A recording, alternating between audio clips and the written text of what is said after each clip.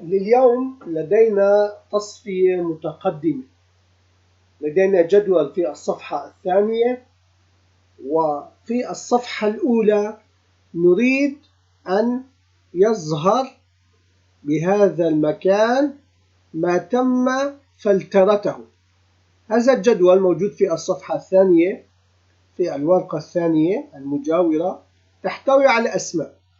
إذا أردنا أن نعرف كم مرة أو بيانات اسم جورج، يكفي أن نختار جورج ونضغط فلتر. نلاحظ أنه تم تسجيل هذا الاسم هنا. وإذا عاودنا وطلبنا اسم ثاني اسمه جون وطلبنا فلتر، يعود ويرتبه في الأسفل. وإذا طلبنا الاسم الثالث، أما هذه البرمجة الأولى. إذا أردنا أن نحذف ما يحتويه جون، نلاحظ أن البيانات تحذف. ما يحتويه جورج بيانات تحذف، ما يحتويه جاك البيانات تحذف. كيف تمت هذه البرمجة؟ سوف نتعلم مع بعض هذه الأسطر. الأسطر الخاصة بالحذف، وهنا الأسطر الخاصة بالتصفية. لنأخذ الحذف أولا ونلاحظ المتغير الأول والمتغير الثاني والمتغير الثالث. يأخذ المتغير الثاني عدد عن طريق دالة الفانكشن count if، عدد المرات لأننا سوف نحذف، فإذا هو سوف يستعين بالخيار الذي تم اختياره من قبل المستخدم لكي يذهب ويحذف البيانات المتشابهة عن طريق هذا الخيار. فإذا هو يذهب إلى الورقة المفعلة ويضع دالة ويكتب count if، تذهب إلى الورقة الأولى وتحدد المجال من أي 2 لأي 2000، هذا المجال كله الذي هو يحتوي على ما نحن نطلبه، وبذلك نحصل على العدد كم مرة يوجد توافق هنا عن طريق الأي 2. وافقنا المجال كله مع ما سجل بالأي 2، وبذلك نصنع حلقة. تقول هذه الحلقة أنه يبدأ من 1 إلى العدد الذي وجده في المجال ويبدأ الحذف. فإذا الحذف هو هنا، عندما يتحقق الشرط يبدأ الحذف. إننا إذا بدأنا بالمرحلة الأولى نقول أن الورقة الأولى لديها مجال من A5 إلى A2000. اذهب وابحث عن ما هو موجود في هذا المجال على أساس ما سجل بالأي 2.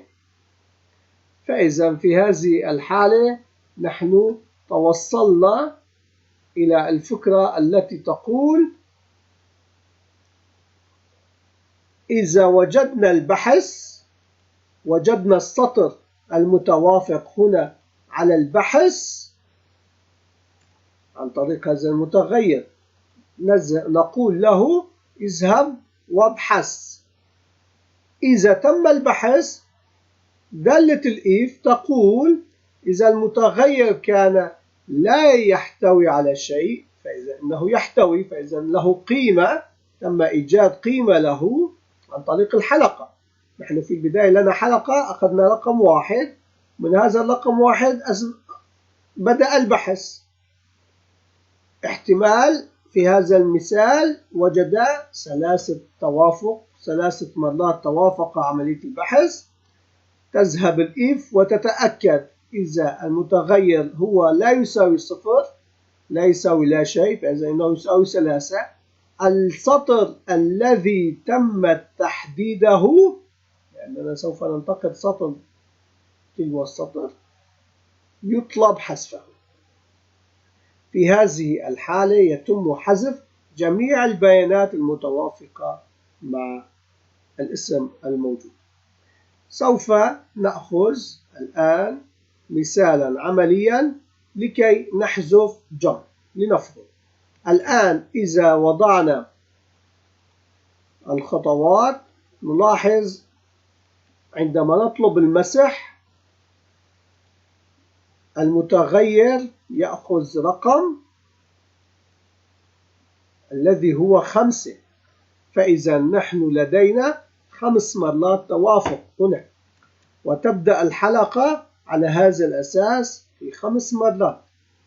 أما myRange نرى ما هو الرقم الذي سوف يؤخذ في عملية البحث، وتقول إذا myRange أخذ الذي هو المحدد الآن لا يساوي الفراغ، فإذا اذهب وحدد رقم 8. فإذا إننا 8 مجال، لأننا نبدأ من 1 2 3 4 5 6 7 8، فإذا سوف يتم حذف آخر سطر. في هذا السطر يعطى أمر أن الخلية A لكن رقم سطرها 8، لأنه تم البحث عن طريقها، عن طريق الفايند، عن طريق دالة الفايند، برمجة الفايند تم إيجاد اسم متوافق، وبذلك يتم الحذف. رأينا تم حذف السطر. وهل الآن تعود وتدور الحلقة إلى أن يحذف السطر، وبذلك بقي لدينا سطر 1 وتحقق الشرط، ولم يبقى لدينا أي اسم متوافق مع جون. في هذه الحالة عملية البرمجة الحذف انتهت، أو المسح انتهت. لنرى الآن كيف سوف يكون برمجة الفلتر. الفلترة تتبرمج بأننا نأخذ ما يتم اختياره من قبل المستخدم ونطلب منه الفلتر. فإذا في هذا المتغير سوف يعرف عدد الأسطر الموجودة في الورقة لكي يذهب إلى آخر مجال، وعندما يصل إلى آخر مجال سوف يضع البيانات الجديدة.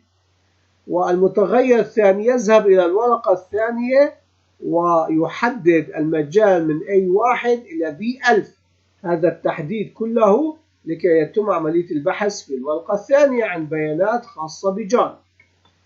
المتغير التالي يعود إلى الورقة الأولى ويحدد المجال من A إلى جواره، فإذا تم تحديد هذا المجال.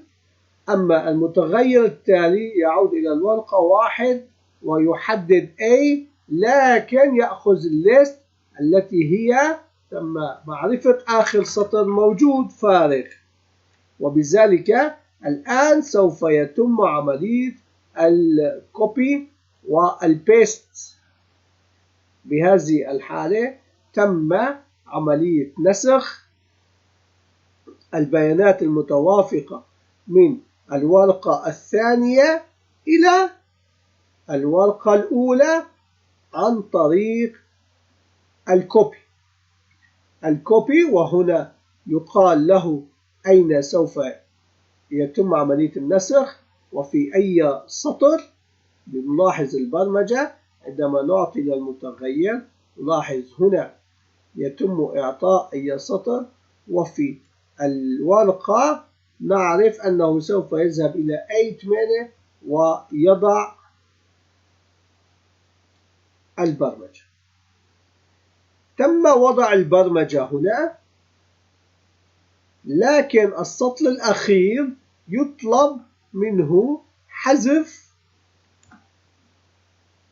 السطر الأول الذي تم استدراجه، لأنه يحتوي أيضا على العناوين، وبذلك عند تنفيذ هذا السطر نلاحظ أننا حصلنا على البيانات ما عدا العنوان، لأننا في هذا السطر القبل الأخير عند الاستدراج كوبي وبيست من مكان إلى آخر يحضر لنا جميع البيانات متوافقة مع أول سطر.